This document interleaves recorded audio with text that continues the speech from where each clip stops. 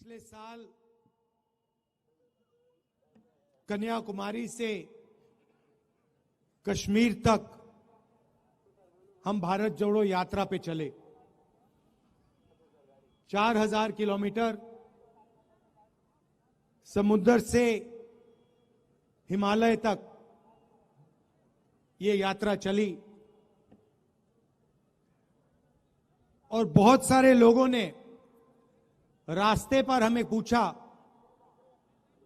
इस यात्रा का लक्ष्य क्या है और इस यात्रा को आप पैदल क्यों कर रहे हो। तो हमने समझाया कि देश में आरएसएस की विचारधारा, बीजेपी की विचारधारा ने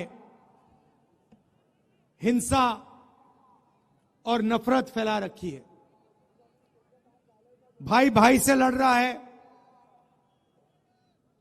एक धर्म का व्यक्ति दूसरे धर्म के व्यक्ति से लड़ रहा है, भाषाओं के बीच में लड़ाई हो रही है, एक जात दूसरी जात से लड़ रही है। और हम चाहते थे जो ये मोहब्बत का देश है, इसमें फिर से जैसे मैंने कहा, नफरत के बाजार में मोहब्बत की दुकान खुलनी चाहिए।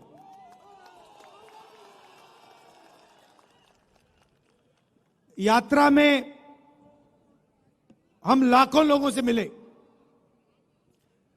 सेल्फी का जमाना है तो हजारों लोगों के साथ सेल्फी हुई। 7 घंटे हम चलते थे, किसानों से, मजदूरों से, स्टूडेंट से, माताओं बहनों से बातचीत होती थी।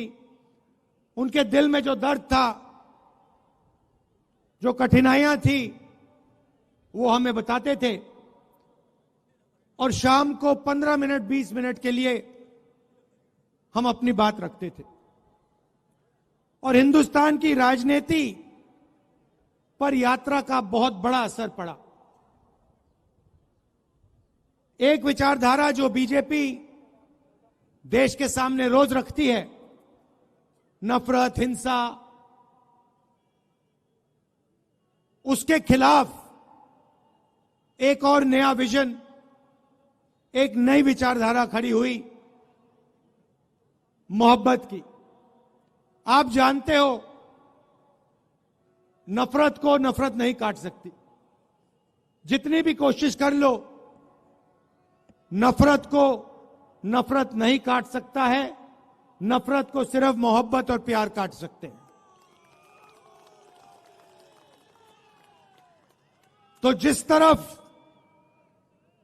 वो नफरत की बात करते हैं, देश को बांटने की बात करते हैं, दूसरे तरफ हम मोहब्बत, इज्जत, भाईचारे की बात करते हैं। जब हमने यात्रा खत्म की तो काफी लोग हमारे पास आए, कहते हैं, राहुल जी, आपने कन्याकुमारी से कश्मीर तक यात्रा कर दी, मगर देश का जो राजनीतिक सेंटर है, सोशल जस्टिस का जो सेंटर है, जहां से सामाजिक न्याय की लड़ाई शुरू होती है, वहां से तो आपकी यात्रा गई नहीं। बिहार से आपकी यात्रा गई नहीं, असम से आपकी यात्रा गई नहीं। तो बहुत लोगों ने हमें कहा कि एक यात्रा नॉर्थ ईस्ट से लेकर महाराष्ट्र तक होनी चाहिए। और हमने बात मान ली, इसीलिए आज हम आपके सामने खड़े हैं। बिहार में से अब ये यात्रा भारत जोड़ो न्याय यात्रा निकलने जा रही है। शुरुआत मणिपुर में की, वहां हमने बीजेपी की जो विचारधारा है उसको अपनी आंखों से देखा। मणिपुर को 2 भागों में बांट दिया है, भाई को भाई से लड़ा दिया है। और पूरा प्रदेश 6-7 महीने से जलता जा रहा है। दुख की बात है कि हिंदुस्तान के प्रधानमंत्री आज तक मणिपुर नहीं गए। शर्म की बात है।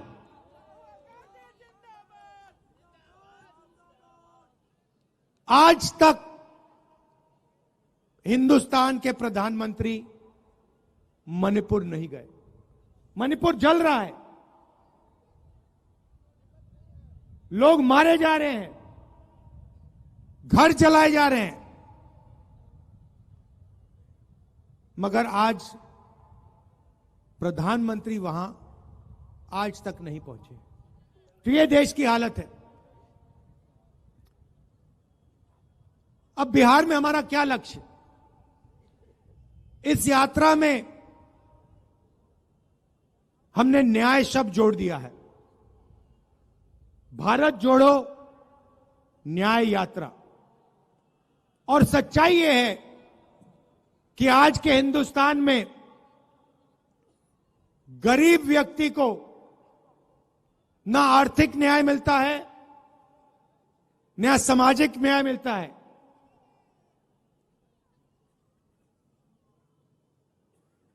तो इसलिए हमने न्याय की बात जोड़ी है। मोदी जी की सरकार में 2-3 अरबपतियों को हिंदुस्तान का पूरा धन पकड़ा दिया जाता है, चाहे वो एयरपोर्ट हो, पोर्ट्स हो, इंफ्रास्ट्रक्चर हो, अस्पताल हो, यूनिवर्सिटी हो, सारा का सारा 2-3 बड़े उद्योगपतियों को पकड़ा जाता है। मगर जो हाथ से काम करता है, मजदूरी करता है, जो किसान खेती करता है, उसकी सरकार मदद नहीं करती है। उसके लिए बैंक के दरवाजे बंद हैं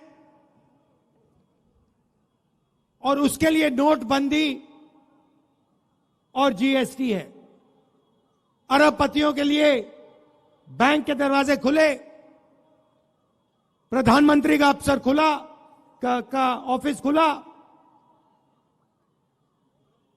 सरकार के सारे दरवाजे उनके लिए खुले। तो यह बात हम आपके सामने रखना चाहते हैं। बिना सामाजिक न्याय और आर्थिक न्याय के यह देश प्रगति कर ही नहीं सकता है। ये खोखले शब्द हैं। ये जो विकास की बात करते रहते हैं, सामाजिक न्याय के बिना, आर्थिक न्याय के बिना यह काम किया ही नहीं जा सकता है। अंत में मैं आपको एक उदाहरण देना चाहता हूं। पूरा देश जानता है कि देश में सबसे बड़ी आबादी ओबीसी वर्ग की होती है। तकरीबन 50% ओबीसी वर्ग की आबादी है। 15% दलित हैं, 12% आदिवासी हैं, तकरीबन 15% माइनॉरिटी हैं। यह सच्चाई है देश की।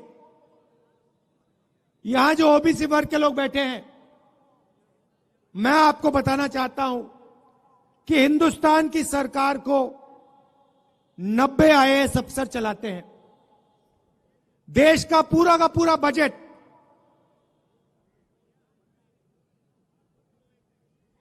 हर रुपया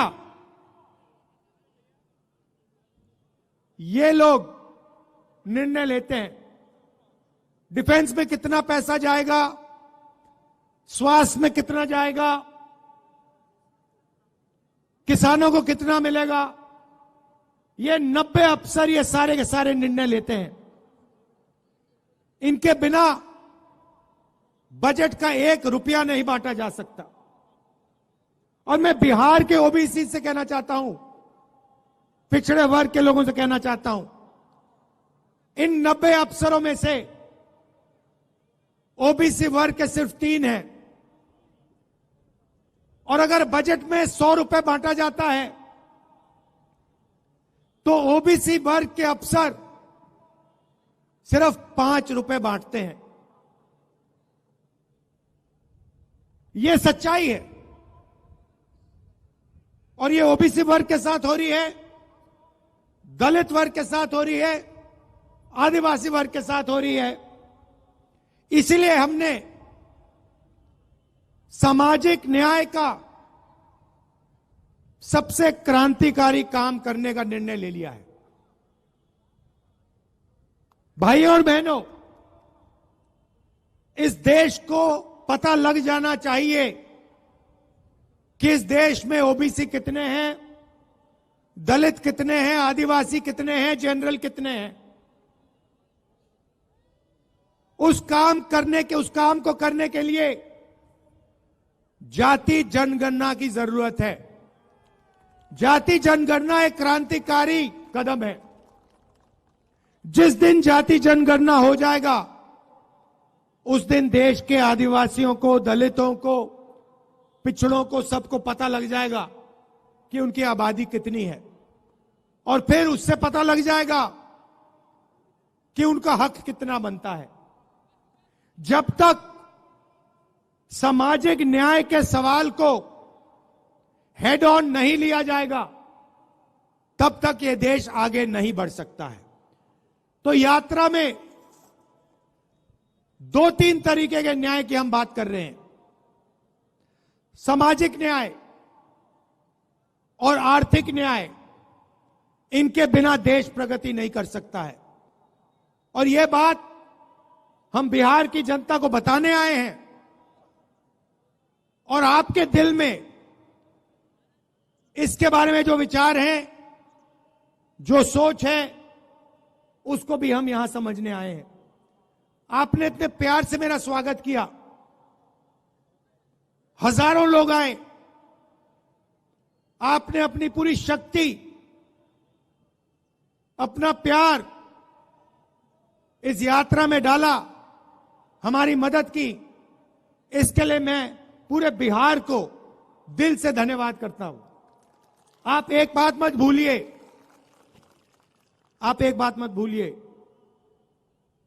जब भी देश में सामाजिक न्याय की बात हुई है, बिहार ने लीड ली है, आपने लीड ली है। और यह आपकी जिम्मेदारी है, क्योंकि देश आपकी ओर देखता है। जब सामाजिक न्याय की बात होती है, पूरा देश बिहार की ओर देखता है।